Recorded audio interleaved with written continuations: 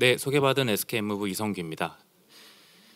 SK 지크 브랜드의 엔진오일로 저희 SK엠무브는 엔진오일 브랜드의 최고의 위치에 있습니다. 근데 저희 SK엠무브가 데이터 센터 냉각을 한다고 했을 때 많은 분들이 놀라셨는데요. 그럼 오늘 어떻게 데이터 센터 냉각을 하는지 말씀드리도록 하겠습니다. 네, 저는 현재 SK엠무브 액침 냉각 사업팀에서 이 사업의 확장을 위해 여러 활동을 하고 있고요. 과거에는 공조 시스템 개발자로 근무했어서 이런 냉각 시스템에 비교적 친근하게 다가갈 수 있었습니다. 오늘 데이터 센터에서 왜 냉방이 중요한지 먼저 말씀드리고 액침 냉각의 동작 원리, 장점, 그리고 데이터 센터 이외에 액침 냉각이 어디에 사용될 수 있는지 말씀드리겠습니다. 2023년 올 한 해 너무 더웠던 것으로 기억하고 있습니다. 퇴근을 하고 집에서 에어컨을 켜는 저녁 6시, 7시가 되면 제가 일산에 살고 있는데 아파트들이 오래되어서 그런지 갑자기 정전이 되는 경우가 많았었는데요. 이처럼 전 세계가 급증하는 전력 수요로 문제를 앓고 있습니다. 전 세계 전력 수요는 22년부터 26년까지 약 3%의 증가율로 매년 전력 수요가 증가할 것으로 예상되는데요. 그 중에서 데이터 센터의 전력 수요량은 그보다 훨씬 큰 매년 15%의 성장률로 증가할 것으로 예상되고 있습니다. 전체 전력 사용량 중 데이터 센터가 차지하는 비중이 약 2배 이상 커지는 것인데요. 이런 수요 증가에는 기존의 데이터 센터의 전력 사용량도 많아졌지만 AI와 크립토 같은 새로운 기술의 등장과 함께 전력 사용량이 증가하고 있습니다. 그럼 이렇게 데이터 센터의 전력 사용량이 많아지는 이유는 무엇인지 한번 살펴볼 텐데요. 여러 요인 중 새롭게 개발되는 서버의 발열량이 큰 몫을 차지합니다. TDP라고 해서 Thermal Design Power란 지표로 CPU와 GPU의 열을 방출하기 위한 시스템의 최대 전력 사용량을 TDP로 표현하는데 AI 시대를 이끌고 있는 엔비디아의 경우 최근 발표한 블랙엘 시리즈에서는 1kW, 약 1000W의 발열량을 보이는 것으로 발표했습니다. 앞으로 출시될 GPU의 경우 이보다 더 큰 발열량을 보일 것으로 예상되는데요.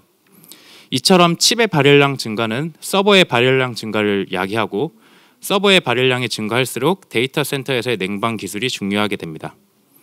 이처럼 데이터 센터는 냉방과 전력 효율이라는 문제를 앓게 되었습니다. 현재까지 지어진 대부분의 데이터 센터는 공냉식 방식으로 냉각을 해왔습니다. 즉 에어컨을 틀어서 서버를 냉각했다고 보시면 되는데요. 기존의 냉각 방식도 많은 발전을 해오면서 늘어나는 발열량을 제어할 수 있었지만 앞서 보셨던 칩의 높은 발열은 이제는 기존의 냉각 방식으로는 한계점을 노출하고 있습니다. 이러한 냉각 방식의 발전을 위해서 여러 냉각 방식이 현재 만들어지고 있는데요. 우측에 보시는 것이 그 냉각 방식입니다.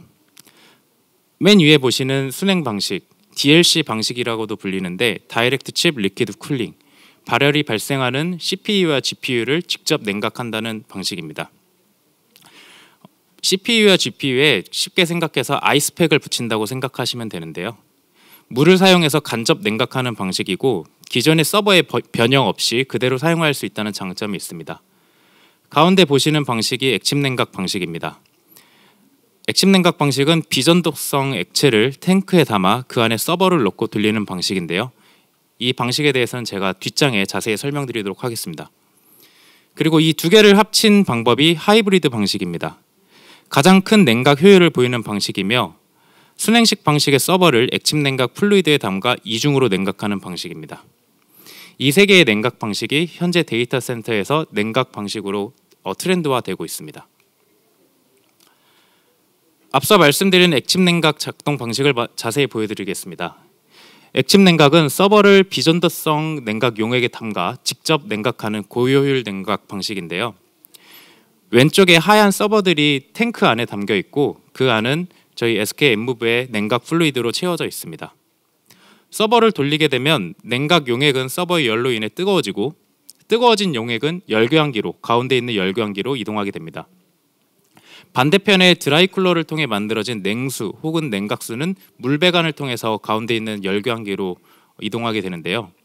두 개의 서로 다른 용액은 서로 섞이지 않고 가운데 열교환기에서 열만 교환해서 각자의 순환 시스템을 이동하게 됩니다. 이런 액침 냉각 시스템에 사용되는 저희 SK엠무브의 냉각 용액에 대해서 자세히 말씀드리겠습니다. 저희는 SK엠무브가 생산하는 유베이스라는 브랜드의 고품질 그룹 3 기유를 사용하고 있는데요. 이에 더해 저희 SK그룹의 R&D 역량을 더해서 다양한 라인업의 플루이드를 현재 보유하고 있습니다.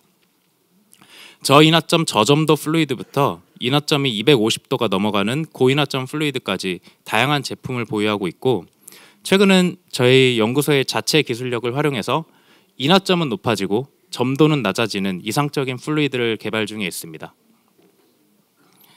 이 기술이 오픈될 수 있는 시기가 오면 저희가 좀 더 자세히 말씀드리겠습니다.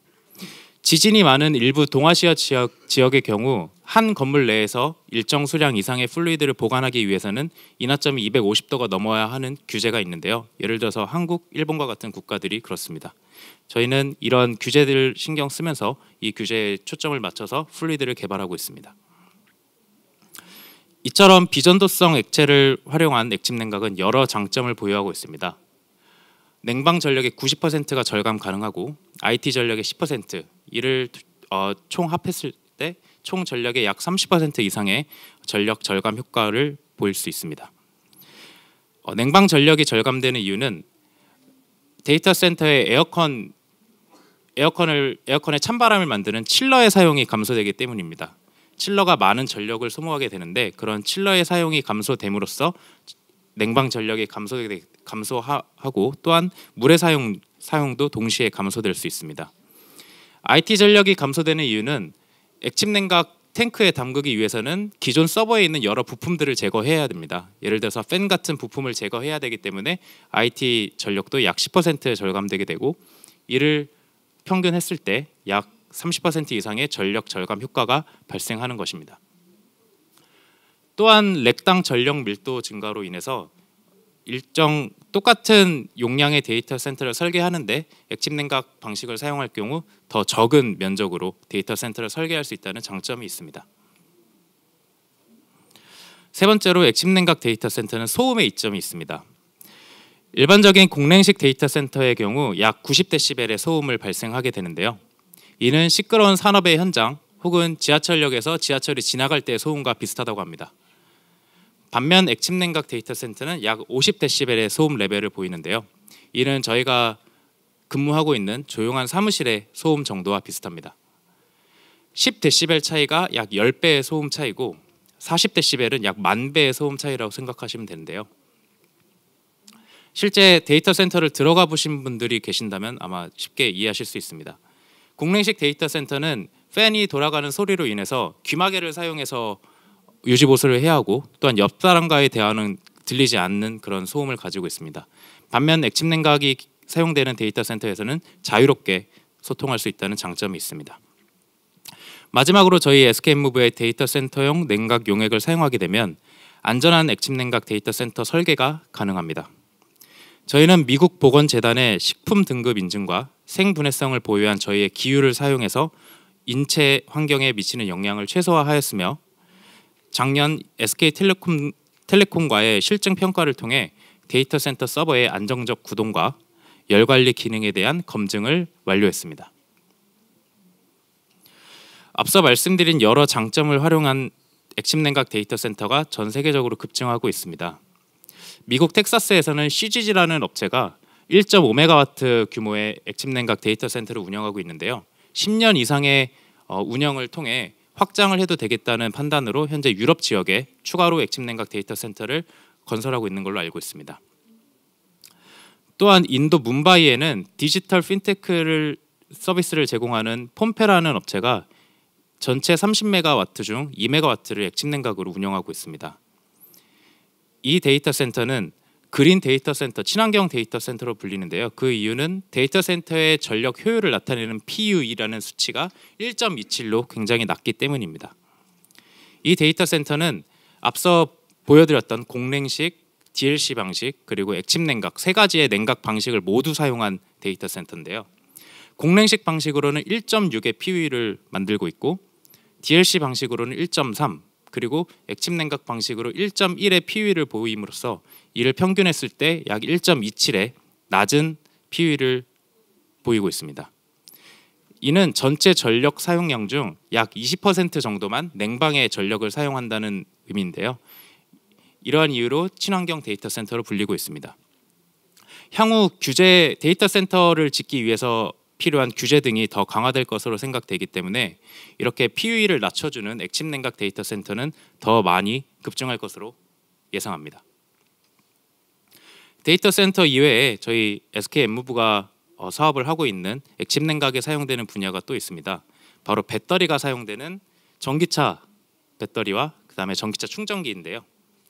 최근 뉴스에서 배터리 화재에 대해 많이 접하셨을 것입니다. 그 이유는 배터리 자체적으로 산소를 가지고 있기 때문에 배터리에 화재가 발생했을 땐 이 배터리 셀이 모두 다 탈 때까지 기다려야 되고 아무리 소화를 한다고 해도 그 소화가 쉽게 되지 않는 이유입니다.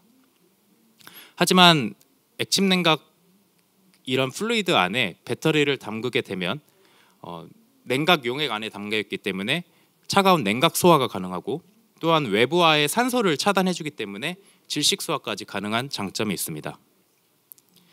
이러한 배터리 발화 방지 기술을 활용해서 저희는 ESS와 전기차 배터리 등 배터리가 사용되는 분야의 사업을 확장하고 있습니다. 또한 전기차 구매를 망설이는 여러 요인 중에 하나는 바로 충전 속도일 것입니다.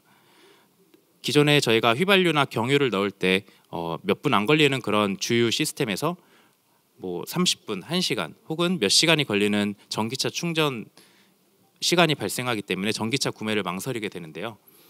여러 전기차 충전 업체들과 자동차 회사들이 초급속 충전을 지금 개발하고 있고 초급속 충전과 함께 더 많은 발열이 발생하고 있습니다.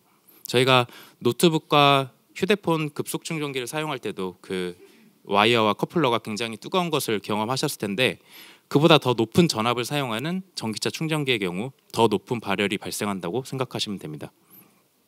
저희는 최근 전기차 충전기에 구리 케이블과 또 커플러 등을 액침시켜서 이런 발열을 제어하고 충전 속도를 개선하고 있습니다.